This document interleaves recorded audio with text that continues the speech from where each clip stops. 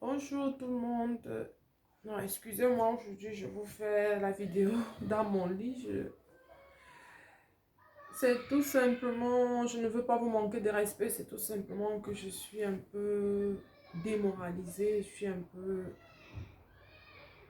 peu fatiguée, je suis choquée un peu parce que j'ai passé toute la nuit éveillée.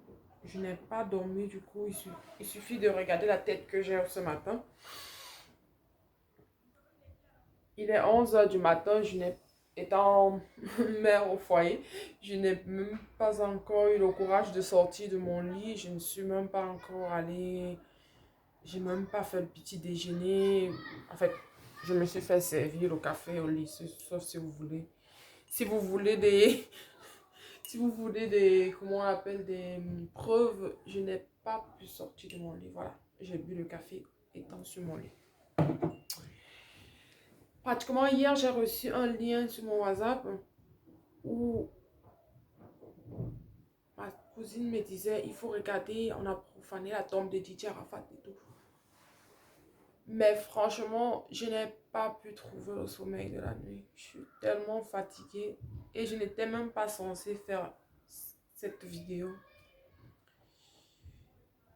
Mais si je me suis mise derrière une caméra ce matin, c'est parce que je me dis, pour moi, ça sera une manière d'exprimer mon indignation face au peuple ivoirien. Moi, je ne veux pas juger quelqu'un, je ne veux pas condamner quelqu'un. C'est Dieu qui va s'en charger de ça. Mais où est passé le respect? Où est passé... Waouh. Waouh. J'ai quelqu'un, mais est-ce qu'il y a quelqu'un qui peut m'expliquer? Enfin, excusez-moi, je ne trouve pas les mots en fait. En fin de compte, c'est tout simplement troublant de cette situation.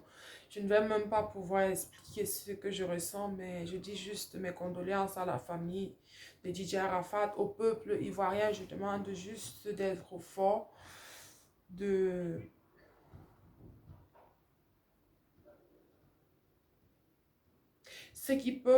ceux qui reçoivent cette vidéo, qui peuvent vraiment tenir en compte la petite phrase que je vais avancer maintenant.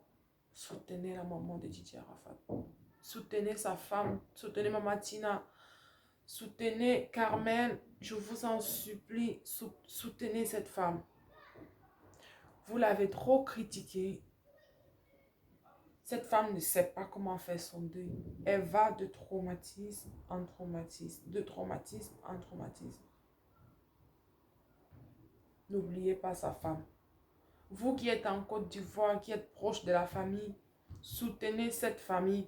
Soutenez cette maman, soutenez ses soeurs, soutenez sa femme, je vous en supplie. Parce que je suis presque convaincue qu'il y aura un geste désespéré.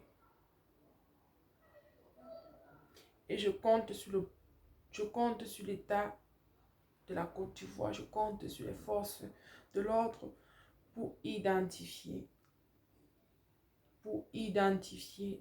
les acteurs de cet acte criminel. De telles personnes ne peuvent pas se balader dans les rues. Non! De telles personnes ont besoin d'être soignées. Ils ont besoin, ce sont de vrais malades. Mais ce sont de vrais malades. C'est des personnes qui peuvent tuer. C'est des personnes, ce sont des vrais dangers qui sont dans les rues. Il faut absolument enfermer ces personnes. C'est une nécessité absolue. Elles ne peuvent pas, ces personnes ne peuvent pas se balader dans les rues. Internez-les en hôpital psychiatrique, mettez-les en prison, mais faites quelque chose, je vous en supplie. Je vous en supplie. Juste ces deux choses-là, j'espère. Vraiment, soutenir la famille, c'est-à-dire la femme, la mère, les sœurs de Didier Arafat. Soutenez cette famille, ils en ont besoin. Il a fallu que vous ajoutez encore, après avoir insulté une mère endeuillée, il a fallu que vous ajoutez encore la profanation de la tombe de son fils. Moi, je ne sais pas ce que vous allez gagner quand cette femme va mourir. Franchement, je ne sais pas. Parce que, à ce que je sache, elle n'a rien fait de mal à vous, blogueur. Oui, elle avait des soucis avec son fils, mais que la personne qui n'a jamais péché lance la première pierre. Je ne vais pas pouvoir parler plus que ça. Je vous souhaite un bon dimanche. Je suis juste dégoûtée de la situation. Bon dimanche à tous.